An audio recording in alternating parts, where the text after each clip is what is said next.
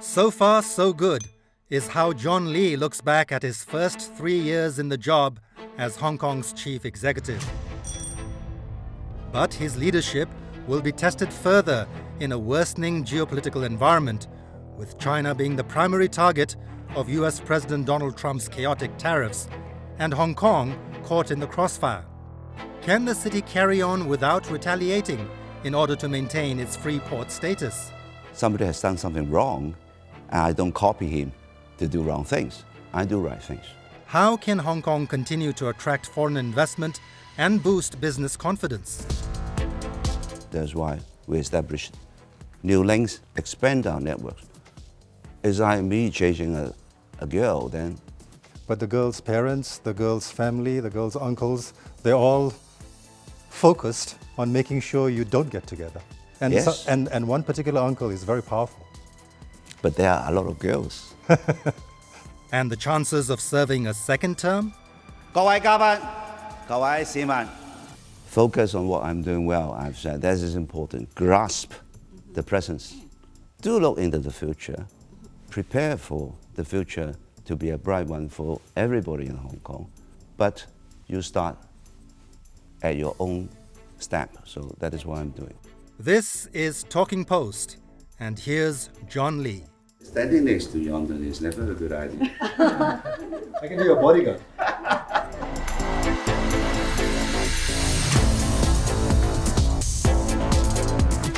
So, Chief Executive, it's been quite a while since you've been on this show. We're very pleased and privileged to have you back again. It's been 3 years in office for you, 2 more years to go in this current term.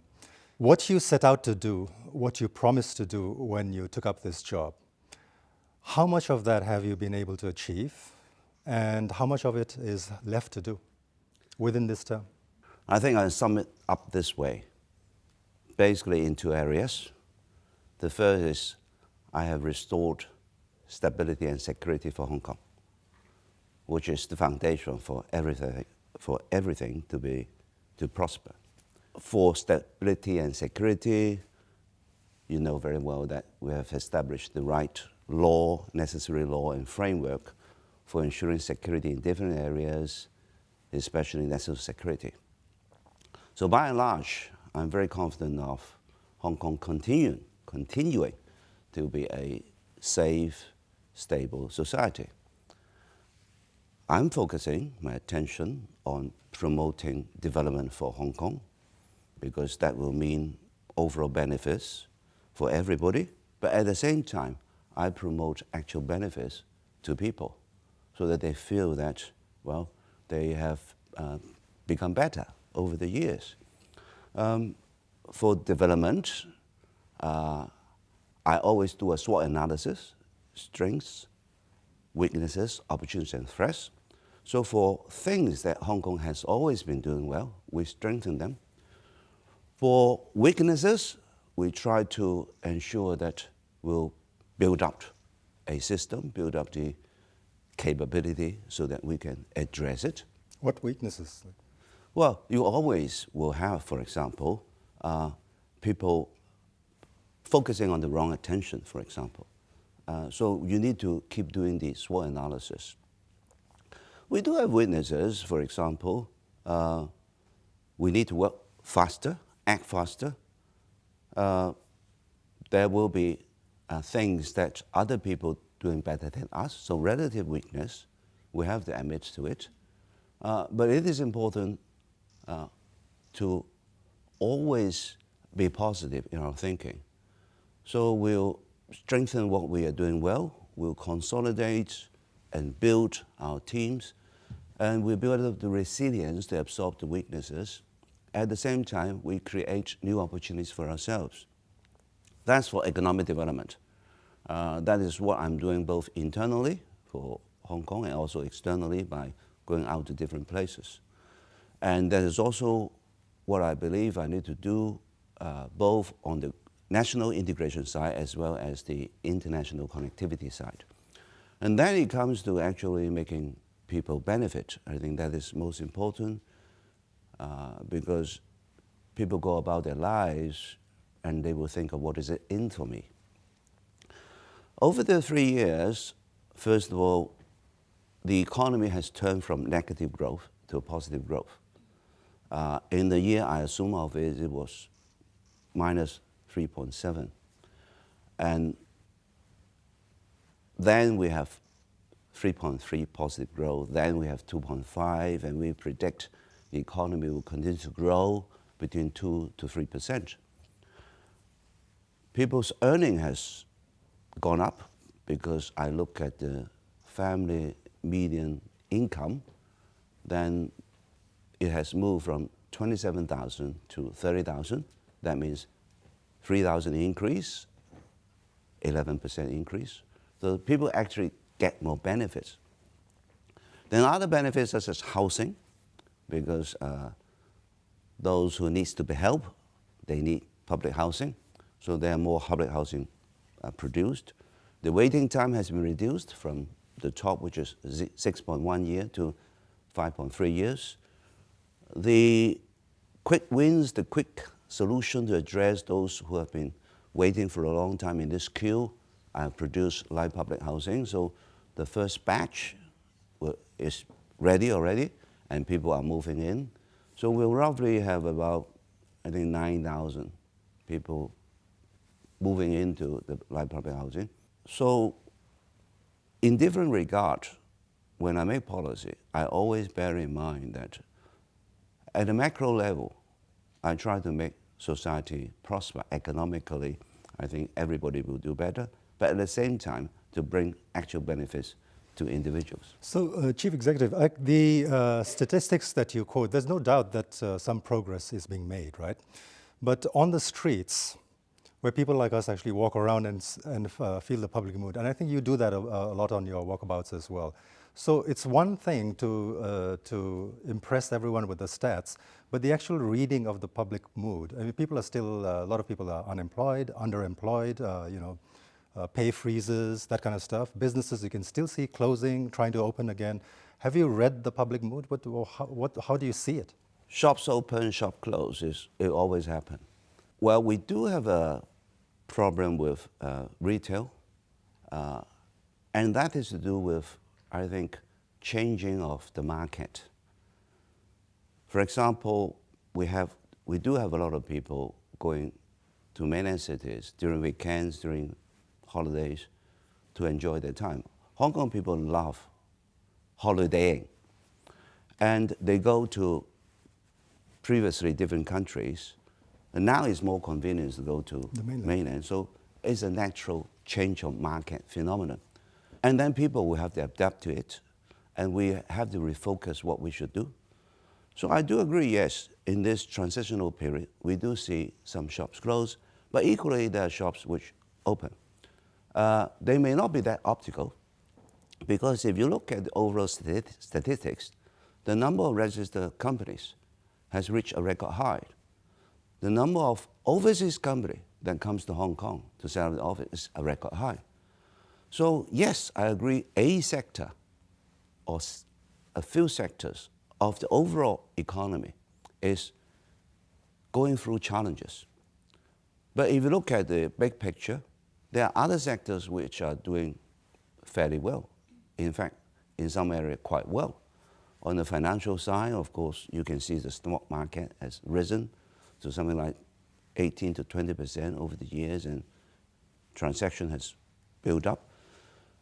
Yes, and everybody has to do a reflection, a SWOT analysis, I've always said, and in his own area, what they can do and what government can do, so that we collectively help them to go through this transitional period. I think Hong Kong people understand there's a change in spending habits, change in habits of tourists, and some are opening some in one area and closing in other areas. So that adjustment is just a natural thing. Opportunities are still a lot, I think, in Hong Kong, and that is proven by the overall fact that you still growth overall. So the cake is still getting bigger, but of course, somebody has to work harder to ensure that his slice has continued, will have to continue to grow Or if he doesn't do it this way, he will have to do it other ways. Government will roll out policies to help. For example, I want companies to strengthen up. So IT application is one area. Try to digitalize because digital trade is such a big area. So government policy and government funding will help, but I think everybody will have to work together. Well, as far as areas like tourism are concerned, we can see the uptick, right? It's quite plain to see. You're having some success over there. But then let's talk about the elephant in the room, which is your external factors and geopolitics, and of course this insane trade war that Donald Trump has launched with China as the primary target, which means Hong Kong cannot escape, right? Now, so far, you've been able to, you have not imposed any counter tariffs on the US because you want to maintain Hong Kong's free trade, free port status, so which is understandable. But how much longer can you keep this up, this passivity? Because things can get really nasty, right? You have one man up there in the White House and it's all on his whims and his moods and his ego, and he can turn the world upside down, as you've seen. So we're facing some strong threat there. I disagree with your description. I think we are focusing on activity. We are being active. There's something I don't change because that has been the successful DNA of Hong Kong. Somebody has done something wrong, and I don't copy him to do wrong things. I do right things. So I do my SWOT analysis. What are the DNA success factors of Hong Kong? Hong Kong turned from a fishing village into a trading center, a cosmopolitan city now. So what are the success factors? Well, it is this openness, this trade that we have developed Hong Kong into. We are a trading center because trade will create volume and scale. And what creates trade and volume for, in this scale for Hong Kong is zero tariff. It's Hong Kong being a free port. So you don't kill your successful DNA. So we'll maintain that. But at the same time, we'll be active in other areas. So we look at, well, first of all, do we need to refocus our attention? And I think already enterprises in the business know that rather than relying on the US market, which has always been their focus because it is a big market, sometimes money can easily be made because of the scale, a lot of them know that, yes, they will continue this US market, but they have to focus on other markets as well, non-US markets. A lot of them are doing it already. And we also have to see whether we can capitalize on the present strengths and opportunities and build new strengths and opportunities. Present strengths and opportunities, well, an obvious one is China. China is obvious Hong Kong's opportunities, is our strengths as well. So I've said that, well, we need to focus on our national development, how we can take part more in it, and how we can capitalize through integration, through being a participant. Then we also have to know about our other strengths and opportunities. Then our international connectivity, which is something one country, two systems allow us to do. So we continue to be bilingual and hopefully multilingual. We continue to maintain our way of life. We continue to maintain zero custom, our own law, and also openness. So Hong Kong, everybody knows, is multicultural. And it's easy to settle in Hong Kong as if he was at home and then get on with business. There's no control on capital, no control on people, no control on data. That is Hong Kong. But then, what are the new opportunities? New markets. That's why I go out. New partners. That's why we establish new links, expand our networks. And in the process, I also have to ask myself, what are the things that produce better results in shorter time? Because competition is strong. So where I go, I look at economies which will find Hong Kong mutually attractive. Because it's like me chasing a girl, then you have to ensure there's some kind of attraction between us. So I think ASEAN is our second largest trading partner after mainland. So the natural attraction, mutual attraction already there. Strengthen it. So that's why I visit ASEAN. Your girl analogy, the thing is though, you may be attracted to each other when you're reaching out to ASEAN, etc. But the girl's parents, the girl's family, the girl's uncles, they're all focused on making sure you don't get together. And, Yes. and one particular uncle is very powerful. But there are a lot of girls. I mean, there are a lot of blue oceans for us. That is what I say. We have already decided to not just singly focus on the US market and also go all out, to refocus ourselves on other markets.